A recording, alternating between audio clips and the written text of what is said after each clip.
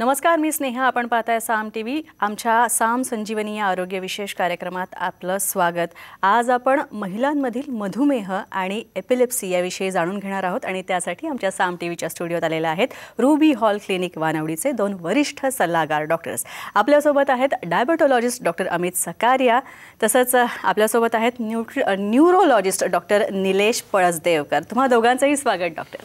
Thank you. सगळ्यात आधी मी doctor Amit Sakariya यांची ओळख करून देते. डॉक्टर अमित सकारिया यांनी MBBS व इंटरनल मेडिसिन विषयात MD केलेलं आहे. तसंच त्यांना critical care medicine, cardiology, diabetology, respiratory medicine, संसर्गजन्य आजार, हेमेटॉलॉजी, गॅस्ट्रोएंटरोलॉजी, तसंच नेफ्रोलॉजी, न्यूरोलॉजी, टॉक्सिकोलॉजी, तसंच सेक्सोलॉजीशी संबंधित सगळ्या रुग्णांवर, अशा अनेक रुग्णांवर त्यांनी उपचार केलेले आहेत. डॉक्टर अमित यांना ICUमधील सर्व आपत्कालीन म्हणजे इमर्जन्सी सिच्युएशन्स ज्याला आपण म्हणतो त्या प्रक्रिया हाताळण्याचा दांडगा आणि चांगला असा अनुभव आहे. तसंच त्यांनी डायबेटॉलॉजीमध्ये पदव्युत्तर प्रमाणपत्र अभ्यासक्रमसुद्धा पूर्ण केलेला आहे. ते पुण्यातील रूबी हॉल क्लिनिक वानवडी इथं वरिष्ठ सल्लागार डॉक्टर म्हणून कार्यरत आहेत. डॉक्टर अमित, तुमचं पुन्हा एकदा स्वागत करते. यानंतर डॉक्टर निलेश यांच्याविषयी सुद्धा जाणून घेऊयात. डॉक्टर निलेश पळसदेवकर हे 2013 पासून पुणे शहरात न्यूरोलॉजिस्ट म्हणून कार्यरत आहेत. तसंच BJ मेडिकल कॉलेज पुणे आणि ससून जनरल हॉस्पिटलमध्ये न्यूरोलॉजीचे सहाय्यक प्राध्यापक म्हणून डॉक्टर निलेश पळसदेवकर यांनी गेली 5 वर्ष कामसुद्धा केलेलं आहे. ते पुण्यातील रूबी हॉल क्लिनिक वानवडी इथं कन्सल्टंट न्यूरोलॉजिस्ट म्हणून कार्यरत आहेत. तसंच डॉक्टर निलेश पळसदेवकर मज्जा संस्थेशी संबंधित असलेल्या ॲक्यूट आणि क्रॉनिक अशा दोन्ही प्रकारच्या आजारांवर रुग्णांना उपचार देतात. डॉक्टर पळसदेवकर यांनी अनेक आंतरराष्ट्रीय आणि राष्ट्रीय परिषदांमध्ये आपले केस पेपर्स सादर केलेले आहेत. तसंच त्यांचे प्रबंध हे अनेक राष्ट्रीय नियतकालिकांमध्ये सुद्धा प्रकाशित झालेले आहेत, ज्याला आपण जर्नल्स असं म्हणतो. त्याचबरोबर न्यूरोलॉजिकल डिसऑर्डर्सबद्दल ज्ञानाचा प्रसार करण्यासाठी विविध जनजागृतीपर कार्यक्रमसुद्धा डॉक्टर निलेश पळसदेवकर घेत असतात. चला तर मात्र चर्चेला सुरुवात करूया. सगळ्यात आधी आपण महिलांमधील मधुमेह या विषयावर चर्चा करणार आहोत डॉक्टर अमित सकारिया यांच्याशी. डॉक्टर अमित, खरं तर महिलांमधला जो मधुमेह असतो तो एका महिलेवर काय परिणाम करतो याबद्दल आम्हाला सांगा. नक्कीच. मधुमेह महिलांच्या आरोग्यावर बरेच काही परिणाम देऊ शकतात, जसे की इरेग्युलर मेन्सेस, प्रेग्नन्सी होण्याचा प्रॉब्लेम किंवा किडनी प्रॉब्लेम किंवा हृदयाचे विकार होऊ शकतात. या व्यतिरिक्त जर प्रेग्नन्सी डायबिटीसमध्ये जर झाला असेल तर त्यांना आपण जेस्टेशनल डायबिटीस असं म्हणतो. त्या ड्युरेशनमध्ये पेशंटला किंवा महिलांना प्रीटर्म लेबर म्हणजे मुदतपूर्वी जन्म होणारा बालक किंवा मृत बालक, ज्याला आपण स्टिलबर्थ असं म्हणतो, हे होण्याची शक्यता असते. आणि या व्यतिरिक्त पुरुषांच्या तुलनात महिलांमध्ये आधीच बाकी काही आजार पण कॉम्प्लिकेशन्स होण्याची शक्यता असते. जसं त्यांना हृदयविकार होऊ शकतो किंवा किडनी प्रॉब्लेम होऊ शकतात, डिप्रेशन होऊ शकतात. हे असे काही बरेच प्रॉब्लेम महिलांमध्ये होऊ शकतात डायबिटीसच्या दरम्यान. एका महिलेला आपल्याला डायबिटीज होऊ नये यासाठी जास्त जागरूक राहायला पाहिजे. कशा प्रकारची जागरूकता एका महिलेला असायला हवी त्याच्या लक्षणांच्या बाबतीत, विशेषतः मधुमेहाच्या? महिलांमध्ये जी डायबिटीस किंवा मधुमेह जी होतो त्यामध्ये काही सामान्य लक्षणं असतात, जसं काही वारंवार लघवी होणं किंवा जास्त भूक लागणं किंवा जास्त तहान लागणं, काही विशिष्ट कारण नसताना पण वेट लॉस होणं, वजन कमी होणं किंवा त्यांना अशक्तपणा जाणवणं, ह्या असं काही गोष्टी त्यांना जाणवू शकतात. अंधुक दिसणे, हे सगळे जर असे काही गोष्टी आले तर मग त्यांनी तातडीक त्यानं कुठल्या तरी वैद्यकीय उपचार घ्यावा. महिलेला मधुमेह होण्यात हा एक कारण असू शकतं किंवा थोडक्यात आपण कारणांचा जर मधुमेहाचा विचार केला तर एका महिलेला जो मधुमेह होतो त्याची कारणं आपल्याला काय सांगता येतील? 100%. ज्या महिलांना किंवा कोणालाही स्ट्रेस जर असेल तर स्ट्रेस इटसेल्फ जो एक इंडिपेंडेंट रिस्क फॅक्टर आहे ज्यांना डायबिटीस होण्याची शक्यता असते. या व्यतिरिक्त पण फिजिकल इनॅक्टिव्हिटी म्हणजे जास्त हालचाल नसणे किंवा पेशंटला लठ्ठपणा असणे किंवा स्थूलता असणे किंवा त्यांना काही फॅमिली हिस्ट्री म्हणजे आई किंवा वडिलांना डायबिटीस असणे किंवा पॉलिसिस्टिक ओव्हेरियन सिंड्रोम नावाचा एक असतो महिलांमध्ये, ते असणे जेणेकरून इन्सुलिन रेझिस्टन्स होतं, तर त्या कंडिशनमध्ये त्या लोकांना डायबिटीस होण्याची शक्यता असते. डॉक्टर अमित, जर आपण या व्यतिरिक्त आणखी काही रिस्क फॅक्टर्सचा विचार केला तर आणखी असे काही जोखमीचे घटक आहेत का एका महिलेला मधुमेह होण्यासाठी? स्थूलता किंवा आहार कंट्रोल न करणे, हे बरेचसे अगेन तुम्ही जसं म्हटल्याप्रमाणे स्ट्रेस हे जे आहे हे इंडिपेंडेंट रिस्क फॅक्टर्स आहे. सो त्या लोकांनी त्या गोष्टीवर जर लक्ष न दिलं तर मग इट इज गुड. वारंवार चेक करणं, ज्याला आपण इयरली चेकअप म्हणतो, रुटीन चेकअप, हे जरी केलं तरी मग we can come to know की पेशंटला बहुतेक डायबिटीस होण्याची शक्यता आहे, प्री डायबिटीस आहे. मग त्याच स्टेजला जर त्यांनी लक्ष घेतले आणि वारंवार शुगरच्या लेवलवर त्यांनी जर चेक करत राहिलं तर मग हे आपण टाळू शकतो. एका महिलेनं तिला डायबिटीज होऊ नये, मधुमेह होऊ नये यासाठी काही खबरदारीचा उपाय म्हणून आपण तिला असे काही सांगू शकतो का? आहारावर कंट्रोल ठेवणं, जेवढं लाईफ फिजिकली ॲक्टिव्ह आपण ठेवू शकतो ते ठेवणं, त्याच्या व्यतिरिक्त वेट कंट्रोल ठेवणं आणि स्ट्रेस हे कंट्रोल जर केलं तर हे आपण टाळू शकतो. डॉक्टर अमित, तुम्ही म्हणालात की आहारावर नियंत्रण हवं, पण हल्ली आपल्या घरातली स्त्री जी आहे ती म्हणजे खाते, पण घरच्यांच्या सगळ्यांची पोटं भरल्यानंतर ती स्वतःच्या ताटात जे काही उरतंय ते खाते किंवा अगदी शिळंसुद्धा खाते. किंवा आजकालची महिला ही करिअर ओरिएंटेड आहे, कामावर जाते, घरसुद्धा सांभाळते, खूप तणाव आहे तिच्या आयुष्यात, पण अशा सगळ्यात तिच्या आहाराचा किंवा तिच्या ताटात काय आहे याच्याकडे तिचं लक्ष जात नाही. तर थोडक्यात मला सांगा की आहार कसा असावा जर तुम्हाला मधुमेह टाळायचा असेल तर? ओके, सो बेसिकली वेनेवर आपण ज्यावेळेस ताटात म्हणतो तर आजकाल जसं तुम्ही सांगितलं की सगळे लोक भरपूर बिझी असतात, दोन्ही हजबंड वाईफ दोन्ही काम करत असतात, तर मग अशा वेळेस सहसा जेवण घरी बनलं नाही बनलं किंवा बाहेरनं आणलं त्याच्यामध्ये मध्ये परत तेलाचं नियंत्रण नसतो. We have lot of junk food ज्याच्याकडून आपण चीज, बर्गर, फ्रेंच फ्राईज हे सगळं भरपूर घेत असतो. मग ह्या दृष्टीनं ते it is not good for your health. आणि सेकंड थिंग, कामावरून आलो, थकून आलो की मग आपलं परत हालचाल नसती, एक्सरसाइज जे असतं ते टाळतो. जसं तुम्ही सांगितल्याप्रमाणे जे ताटात जी असतं ते शी डज नॉट टेक केअर की आत त्यांच्या ताटामध्ये काय काय आहे. जे शिळं असेल तर ते शी टेक्स इट, किंवा बस हे शिल्लक थोडंसं राहिलेलं आहे मग ते जबरदस्ती संपवण्यासाठी ते वाया न जावं म्हणून आपण ते खातो. त्यामुळे पण मग दिस इज ओव्हर इटिंग, ज्याला आपण म्हणतो की कॅलरीज वाढली, त्यामुळे मग दिस अमाउंट्स टू ओबेसिटी. आणि वजन वाढलं किंवा स्थूलता वाढली किंवा त्याच्यानंतर किंवा लठ्ठपणा वाढलं की त्याच्यानंतर we go head with diabetes. व्यायाम कोणत्या प्रकारचा एका महिलेनं करायला हवा? आयडियली स्पीकिंग आपण म्हणतो की 40 to 60 मिनिट्स आपण जो आहे तो डेली एक्सरसाइज करायला पाहिजे. जर माझं रिकमेंडेशन असेल तर मी म्हणेन की 2 दिवस त्यांना योगा करून द्या, 2 दिवस त्यांना स्ट्रेचिंग एक्सरसाइज योगा किंवा स्ट्रेचिंग एक्सरसाइज करून द्या, 2 दिवस त्यांना कार्डिओ एक्सरसाइज करून द्या आणि 2 दिवस त्यांना वेट ट्रेनिंग एक्सरसाइज करून द्या. 1 दिवस they can take a weekly off, but तो जो वीकली ऑफ आपण घेतो should not be more than 48 hours. जर ते केलं तर ऑल द गुड इफेक्ट्स किंवा जे काही एक्सरसाइजचे ॲडव्हान्टेजेस किंवा बेनिफिट्स असतात ते निघून जातात. पण आता तणावमुक्त राहायचं एका महिलेने म्हणजे नेमकं काय करायचं जेणेकरून डायबिटीसपासून तिला लांब राहता येईल? बेसिकली आपण म्हणू की ते वर्क लाईफ बॅलन्स जो आहे तो कुणीही, बी इट मेल किंवा बी इट अ फिमेल, त्यांनी तो एक स्ट्राईक करायला पाहिजे. जर तो बॅलन्स जर त्यांनी स्ट्राईक केला तर आपण तणावमुक्ती. आजकालच्या काळात मी पण कोणाला सांगू शकत नाही की बाबा तुम्ही काम सोडा आणि तुम्ही फक्त तुमच्या हेल्थवर बघा, असं मी सांगू शकत नाही.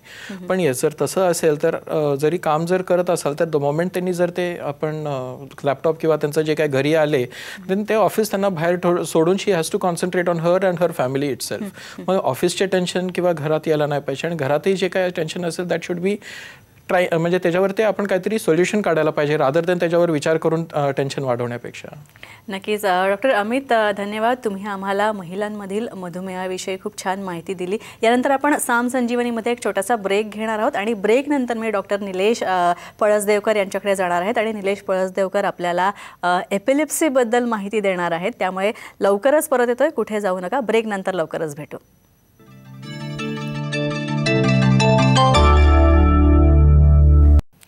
ब्रेकनंतर आपलं स्वागत. यानंतर आपण एपिलेप्सीविषयी जाणून घेणार आहोत आणि न्यूरोलॉजिस्ट डॉक्टर निलेश पळसदेवकर आपल्यासोबत आहेत. रुबी हॉल क्लिनिक वानवरी येथे ते कार्यरत आहेत. डॉक्टर निलेश, आपलं स्वागत. डॉक्टर निलेश, सगळ्यात महत्त्वाचं म्हणजे एपिलेप्सी किंवा ज्याला आपण मराठीत अपस्मार म्हणतो, तर अपस्माराला सामोरं जावं लागतं बऱ्याच महिलांना. काय कारणं असू शकतात यामागची? पहिलं थोडं आपण एपिलेप्सी या आजाराबद्दल थोडं जाणून घेऊयात। एपिलेप्सी हा मेंदूशी निगडीत दीर्घकालीन चालणारा एक आजार आहे की याच्यामध्ये पेशंटला वारंवार फिट किंवा आपण हिंदीमध्ये मिरगी म्हणतो, सामान्य मराठी भाषेमध्ये फेफरं म्हणतो, ती वारंवार फिट येते आणि अशा रुग्णांना आपण एपिलेप्सी आहे असं म्हणतो। फिट म्हणजे काय तर आपल्या मेंदूमध्ये ज्या पेशी असतात की ज्यांना आपण न्यूरॉन असं म्हणतो की त्यांच्यामध्ये शॉर्ट सर्किट झाला तर पेशंटला फिट आली असं आपण म्हणतो। फिटमध्ये बऱ्याच प्रकार असतात की ज्याच्यामध्ये आपण ज्याला मोठी फिट म्हणतो की ज्याच्यामध्ये अचानक पेशंट बेशुद्ध होतो, त्याचे डोळे पांढरे होतात, दातखिळी बसते, तोंडाला फेस होतो, हातापायाचे झटके येतात आणि तो एक साधारण 5 ते 10 मिनिटं बेशुद्ध होतो। ही झाली मोठी फिट। फिटमध्ये आणखीनही बरेच प्रकार असतात की ज्याच्यामध्ये एखाद्या बाळाची फक्त पापणी लवणे किंवा पापण्याची मिचमिच होणे, अचानक असं जर्क आल्यासारखं झटकणे किंवा थोड्या वेळापुरतं थोडंसं कन्फ्यूज होणं, असे फिटचे अनेकविध प्रकार असतात। आणि फिट ही अगदी तानुल्या बाळापासून म्हणजे काही तासाच्या बाळापासून ते वयोवृद्ध लोकांमध्ये कोणालाही होऊ शकते। जर एखाद्या रुग्णाला वारंवार फिट येत असेल तर त्याला आपण एपिलेप्सी किंवा अपस्मार हा आजार आहे असं म्हणतो। एपिलेप्सी हा जगभरात हा बऱ्यापैकी कॉमन आजार आहे, म्हणजे जगभरात जर तुम्ही पाहिलं तर 5 कोटी लोकांना एपिलेप्सी आहे आणि त्यापैकी 1 कोटी लोक आपल्या भारतामध्ये आहेत। म्हणजे जगातील प्रत्येक 5 पेशंट मागे, एपिलेप्सीच्या पेशंट मागे 1 पेशंट आपल्या भारतामध्ये। या 1 कोटी पेशंटपैकी जवळजवळ 75% रुग्णांना व्यवस्थित ट्रीटमेंट मिळत नाही की ज्याला आपण ट्रीटमेंट गॅप असं म्हणतो। तसं पाहायला गेलं की महिलांमध्ये आणि पुरुषांमध्ये एपिलेप्सी आजाराचं प्रमाण समप्रमाणात आहे, पण महिलांमध्ये एपिलेप्सीचे काही आणखीन आव्हानं आहेत की जे त्यांच्या शरीर रचनेच्या अनुषंगाने जास्त आहेत। त्यातली काही जी आव्हानं आहेत किंवा जे चॅलेंजेस आहेत किंवा काही प्रश्न आहेत ते पुरुषांपेक्षा थोडे वेगळे आहेत। हे जे प्रश्न आहेत यातले काही वैद्यकीय आहेत की बाबा ज्या स्त्रीच्या शरीर रचनेशी संबंधित, त्यांच्या प्रजन संस्थेशी संबंधित। काही प्रश्न हे सामाजिक आहेत की बाबा आपल्या देशामध्ये अजूनही एपिलेप्सीला एक स्टिग्मा आहे। बऱ्याचशा ग्रामीण भागामध्ये एपिलेप्सीबद्दलची ट्रीटमेंट किंवा त्याच्याबद्दलची माहिती फारशी नाही आहे। तर या महिलांना पुढे लग्न जुळवण्यासाठी, नोकरीवर जाण्यासाठी की बऱ्याच अडचणी येतात। आणि तिसरा, एपिलेप्सी आजारामध्ये जी आपण ट्रीटमेंट वापरतो किंवा जी औषधं वापरतो त्याचा बऱ्याचदा स्त्रियांच्या शरीरावर, त्यांच्या हाडांवर, त्यांच्या त्वचेवर, त्यांच्या केसांवर, त्यांच्या वजनावर काही परिणाम होतात। तर हे थोडेसे जे प्रॉब्लेम आहेत जे स्त्रियांमध्ये जास्त आढळतात, they are woman specific. So woman with epilepsy जो टॉपिक आज आपण चर्चा करणार आहोत त्याच्यात काही जे विषय हे आपल्याला ज्या स्त्रियांशी निगडीत आहेत ते आपण आज हाताळणार आहोत। जर एखाद्या महिलेला हा आजार असेल, एपिलेप्सी असेल, तर तिच्या गर्भधारणेच्या क्षमतेवर काय परिणाम होऊ शकतो?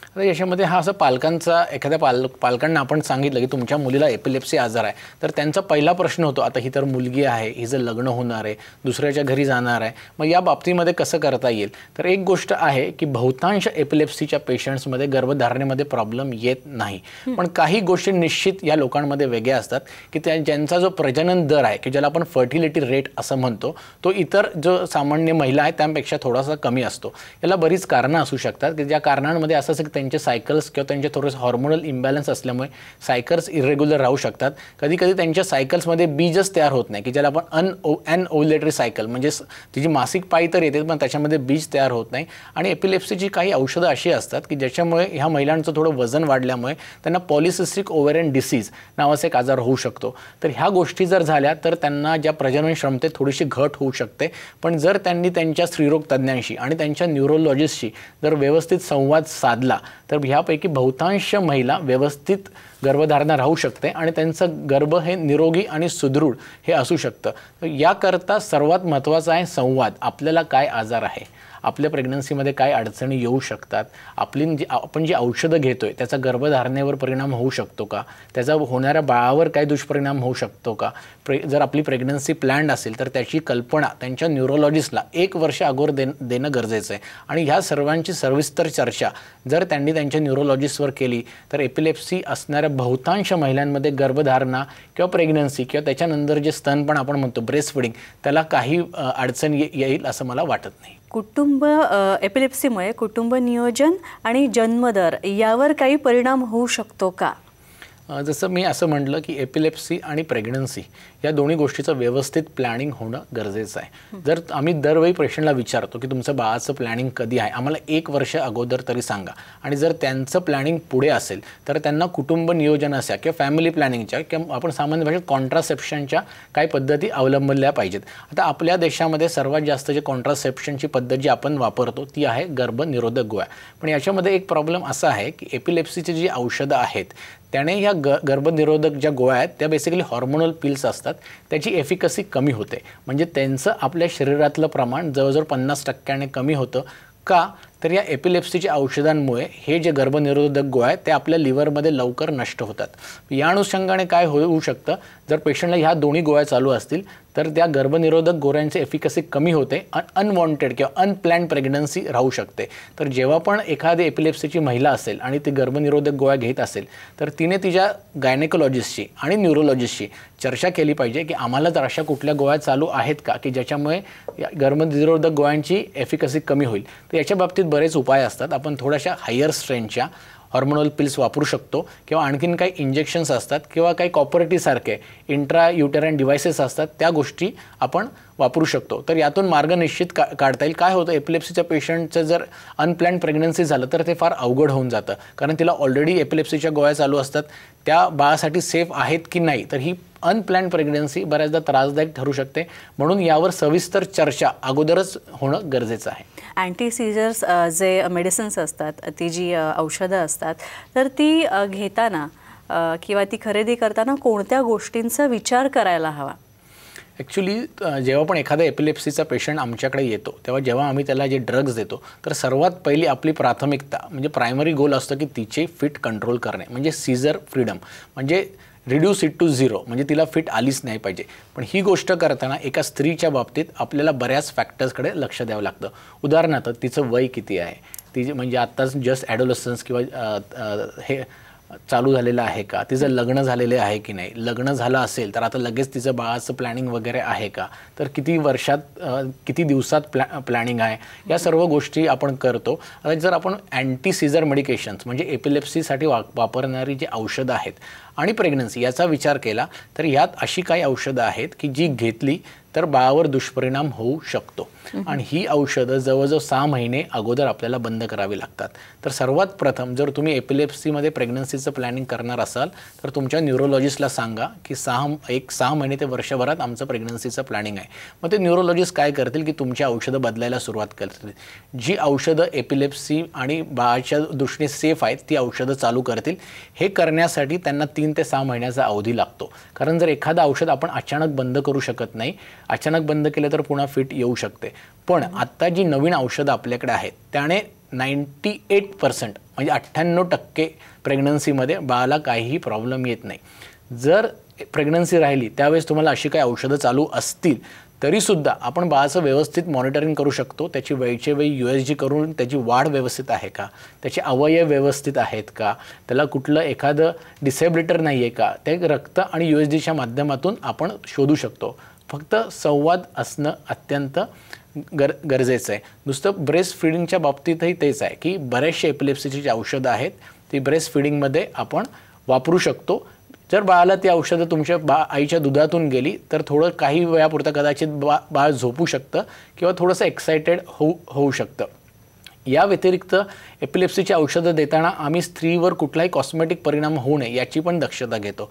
उदाहरणार्थ काही एपिलेप्सीची औषधं अशी असतात की ज्याने वजन वाढतं, चेहऱ्यावर लव येऊ शकते किंवा तिची हाडांमध्ये ठिसूळपणा म्हणजे कॅल्शियम आणि व्हिटॅमिन डीच्या डेफिशियन्सीमुळे तिचे हाडं ठिसूळ होऊ शकतात. तर मग एखाद्या स्त्रीचं वजन ऑलरेडी जास्त आहे तर आम्ही औषध देताना विचार करतो की हिला या प्रकारचं ज्या औषधाने तिचं वजन वाढेल ते औषध देता कामा नये. मुखाची किंवा ओरल केअर कसं करायची त्याची तिला कल्पना देतो.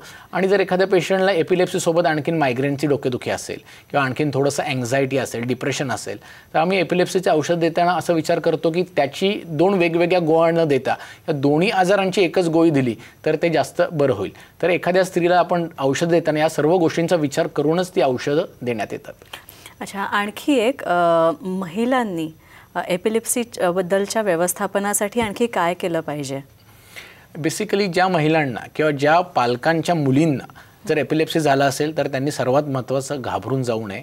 हा तसा बऱ्यापैकी कॉमन आजार आहे. याच्यावर अत्यंत परिणामकारक अशी औषधं आणि आता तर एपिलेप्सी सर्जरी हे सुद्धा उपलब्ध आहे. आपल्याला काय आजार आहे, ह्याच्यावर कुठली औषधं आहेत, ती किती काळ चालू ठेवायची, त्याचे काय दुष्परिणाम असू शकतात, याची सविस्तर चर्चा त्यांनी न्यूरोलॉजिस्टशी केली पाहिजे. त्यांच्या जे काही प्रश्न आहेत, समस्या आहेत, ज्याच्याबद्दल त्यांना ॲप्रिहेन्शन्स आहेत, ते त्यांनी निसंकोचपणे तुमच्या डॉक्टरांशी बोलणं गरजेचं आहे. बऱ्याचदा गर्भनिरोधक गोळ्यांबद्दल किंवा त्यांच्या प्रेग्नन्सीबद्दल किंवा आणखीन काय काय त्यांच्या हॉर्मोनल्स प्रॉब्लेम्स असतील त्याच्याबद्दल ते बोलणार नाहीत. पण या सगळ्या गोष्टींची योग्य जर चर्चा झाली आणि जर त्यांनी त्यांच्या न्यूरोलॉजिस्टला त्यांच्या प्लॅनची कल्पना दिली तर अतिशय चांगल्या प्रकारे आपण एपिलेप्सीवर मात करू शकतो. एपिलेप्सीमध्ये आहारसुद्धा तितकाच महत्त्वाचा आहे. जसं मी म्हणालो की ही जी ट्रीटमेंट असते ती दीर्घकालीन असते. या औषधांमध्ये थोडासा हाडाचा ठिसूळपणा असू शकतो.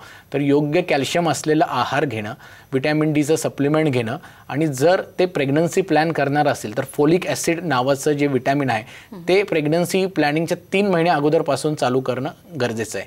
तर त्यांनी जर आपला आजार समजून घेतला, त्याची आव्हानं समजून घेतली, ती त्यांच्या न्यूरोलॉजिस्टशी व्यवस्थित सविस्तर चर्चा केली तर यातून आपण निश्चितपणे मार्ग काढू शकतो. आणि बहुतांश महिला त्यांचं जे स्त्रीपण आहे, जे स्त्रीसत्व आहे ते व्यवस्थित पाळून एपिलेप्सीवर निश्चित मात करू शकतात. एक जाता एक उदाहरण सांगतो. एक पेशंट होती जी 13 वर्षाची असताना आमच्याकडे आली. तर तिचं आम्ही जवळजवळ 2013 एपिलेप्सीचं ऑपरेशन केलं आणि आज 2024 2 महिन्यापूर्वी तिने मला लग्नाची पत्रिका पाठवली. गेल्या 10 वर्षापासून तिला एकदाही फिट आली नाही. तिला कुठल्याही प्रकारची औषधं चालू नाहीये. ती छत्तीसगडमध्ये असते. तिथे सिव्हिल सर्व्हिसेसची एक्झाम क्रॅक करून आता ती उच्च पदावर आहे. तर त्या लहान वयामध्ये तिच्या आई वडिलांनी योग्य निर्णय घेतला आणि ॲज अ महिला म्हणून ती आज एपिलेप्सीपासून मुक्त आहे. वा, नक्कीच. तर तुम्हाला जर या सगळ्या संदर्भात काही अधिक माहिती हवी असेल किंवा तुम्हाला डॉक्टर निलेश किंवा डॉक्टर अमित सकारिया यांना भेटायचं असेल तर तुम्ही नक्की स्क्रीनवर जे नंबर दिलेत ते तुम्ही नोंद करून घ्या तुमच्या डायरीत आणि यावर संपर्क करून तुम्ही या दोघांना भेटीची वेळ निश्चित करून तुम्ही या दोघांना भेटू शकता आणि त्यांच्याकडनं तुम्हाला जे काही कन्सल्टेशन, जे काही समुपदेशन हवं आहे त्यांचं मार्गदर्शन तुम्ही घेऊ शकता. त्यांच्याकडनं तुमच्या वेगवेगळ्या आजारांवर उपचार, विशेषतः मधुमेह आणि एपिलेप्सी या आजारावर तुम्हाला उपचार हवे असेल तर तुम्ही या दोघांना भेटू शकता.